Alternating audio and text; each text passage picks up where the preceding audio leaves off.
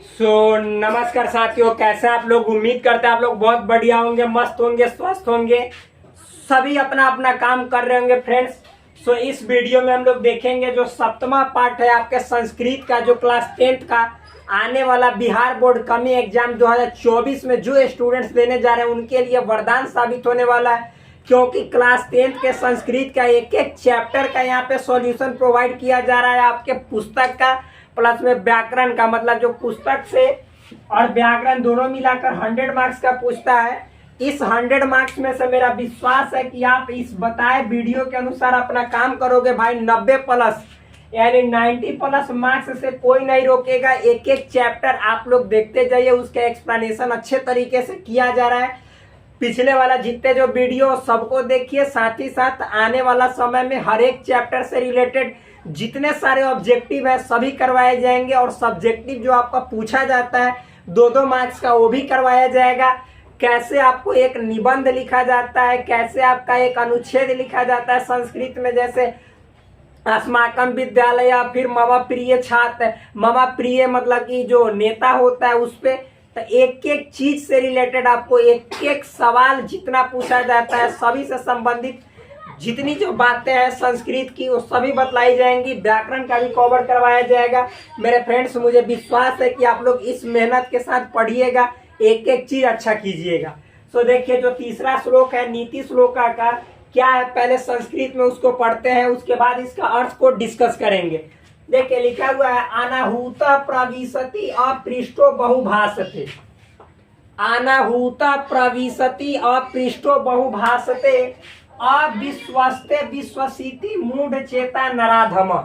कितना अच्छा श्लोक है। देखिए अर्थ मतलब जो व्यक्ति अनाहूता प्रविशति, अनाहूता मतलब होता है जो व्यक्ति बिना बुलाए हुए, प्रविशति मतलब एक तरह से आता है, प्रवेश करता है।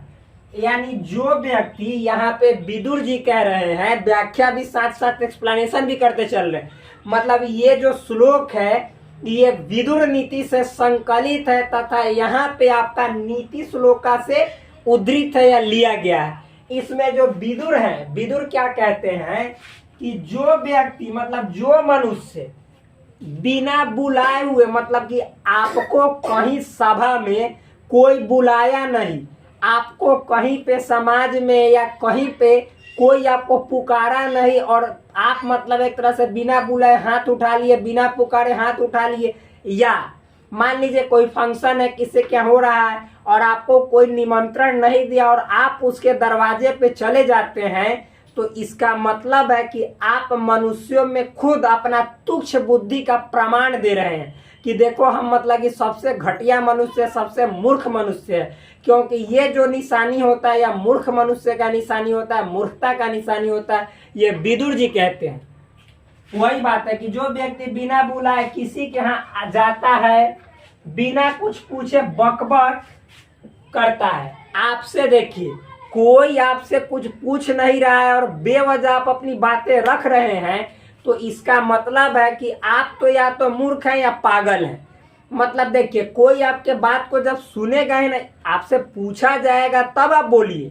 बिना पूछे हुए आप बकबक कीजिएगा तो खुद आप अपना वैल्यू को एक तरह से देखा जाए तो नीचे की ओर ले जा रहे हैं। मतलब कि वैल्यू को एक तरह से बोल रहे हैं, बोला जाए तो डिफेम कर रहे हैं आप, मतलब कि उसको बेकार कर रहे हैं, ऐसे ही व्यर्थ जाने दे रहे हैं। आप अपने वैल्यू को खुद घटा रहे हैं, इज्जत सम्मान को खुद कम कर रहे हैं। तो इस तरह से बिना पूछे कोई कहे तब बोलना चाहिए। आगे फिर उसके बाद विश्वास, अविश्वसनीय पर विश्वास करता है, और जो मनुष्य मतलब जिस पे विश्वास नहीं किया जाता, जैसे आप समझो शेर से कभी दोस्ती करने लायक की विश्वास लायक है नहीं, कभी भी वो आप पे हमला कर सकता है। सांप है, सांप से कभी आप दोस्ती करोगे भाई, कभी भी आप पे वो हमला बोल सकता है। तो जिस पे कभी भरोसा नहीं किया जाए उस पे आप भरोसा करोगे। यही इसी मतलब कि आपके संस्कृत के ही पाठ्य पुस्तक में आने वाला जो अगला, मतलब कि अगला नहीं, आने वाले जो सेशन में मतलब कि एक पाठ है व्याघ्र पथिक कथा, यानी बाघ और राही की कहानी। उसमें पढ़िएगा कि बाघ जैसे कितना मतलब कि एक तरह से देखा जाए तो प्रलोभन देकर सोने का कंगन दिखा के जो पथिक मतलब राही है उसको फुसलाता है और बहलाता है और बुला लेता है पंख में पथिक फंस जाता है आसानी से। जो वो कहता है, नाटक करता है कि मैं बूढ़ा हो चुका हूँ बाघ, और आसानी से उसका शिकार करके खा जाता है। तो ये सब मतलब जो चीज विश्वास करने लायक नहीं है, जो मानव, मान लीजिए कि जो लड़की आपको धोखा दे दिया, फिर उस पर कभी विश्वास न करो। तो ये बात है। तो जो विश्वास नहीं करने योग्य वस्तु है उस पर विश्वास कर लेता है, ऐसा मूर्ख हृदय वाला मनुष्यों में नीच होता है। तो इस तरह के जो मानव हैं, वो जितने भी मानव हैं, उन सभी मानवों में सबसे अधम मतलब गिरा हुआ इंसान, सबसे मूर्ख इंसान नीच होता है।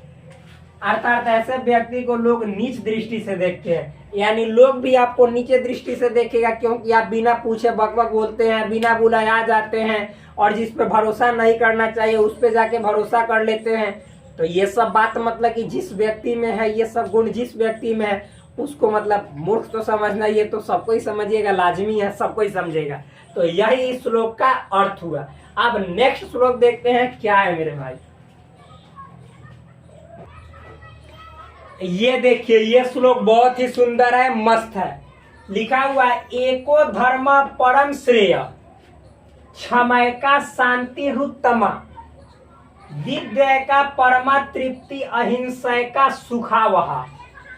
बहुत सुंदर श्लोक है। देखिए विदुर जी, मतलब इसका अगर जो एक्सप्लेनेशन देखे तो लिखेंगे कि यह जो श्लोक है विदुर द्वारा रचित ग्रंथ विदुर नीति से संकलित है। मतलब ये श्लोक जो विदुर जी हैं अपने ग्रंथ विदुर नीति से मतलब एक तरह से यहाँ पे लिख लिया गया है, संकलित किया गया, तथा नीति श्लोका पाठ से यहाँ उद्धृत है।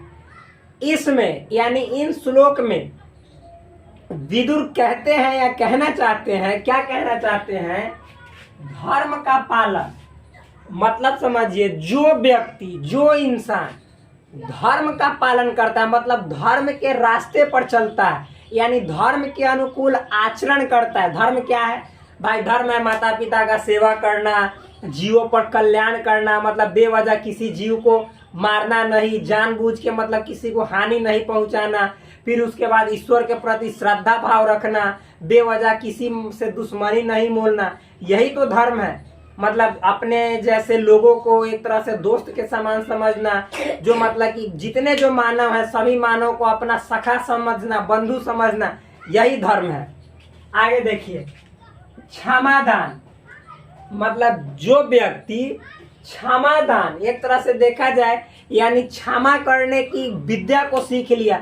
यानी इस दुनिया में बहुत ऐसे लोग हैं जिनसे कभी ना कभी कोई चूक हो जाती है, गलती हो जाती है, तो उसको क्षमा करने का गुण जिसमें आ जाता है, जिसमें ऐसी मतलब भावना आ जाती है। आगे देखिए, विद्या की प्राप्ति, और जिस व्यक्ति को सच्ची विद्या की प्राप्ति हो जाती है। सच्ची विद्या क्या है? कहा जाता है कि विद्या ददाति विनयम, मतलब सच्ची विद्या वो है जो हमें विनय की ओर ले जाती है या अग्रसर करती है, या एक तरह से देखा जाए तो निर्देशित करती है। विनय का मतलब होता है मतलब कोई भी इंसान हो, यदि वह कुछ बोले तो वहाँ पे हम लोग को एक ऐसा भाव मधुरता के साथ उसका उत्तर देना चाहिए, या प्रतिक्रिया भी दे तो मधुरता के साथ दे, जिससे कि वह हमारी विद्या को, विनय की भावना को देखकर प्रसन्न हो जाए। दुश्मन भी मतलब एक तरह से देखा जाए तो वो भी खुश हो जाए हमारी जो विद्या की जो एक तरह से विनम्रता है उसको देखकर। ऐसा गुण होना चाहिए विद्या में। तो इस ऐसा गुण जिस व्यक्ति के पास हो गया है तथा किसी को कष्ट न पहुंचाना। आप समझिए कि यहाँ पे विदुर कहते हैं कि वह मानव जो ऐसा गुण से मतलब एक तरह से देखा जाए तो परिपूर्ण हो चुका है, जो अपने दुख पे समझता है कि दुख है और साथ साथ दूसरे को दुख को भी समझे कि हाँ दुख का मतलब क्या होता है, दूसरे की जो प्रसन्नता है, खुशी है, उसको देखकर खुद खुश हो जाए और दूसरे के दुख को देखकर खुद में दुख महसूस कर ले।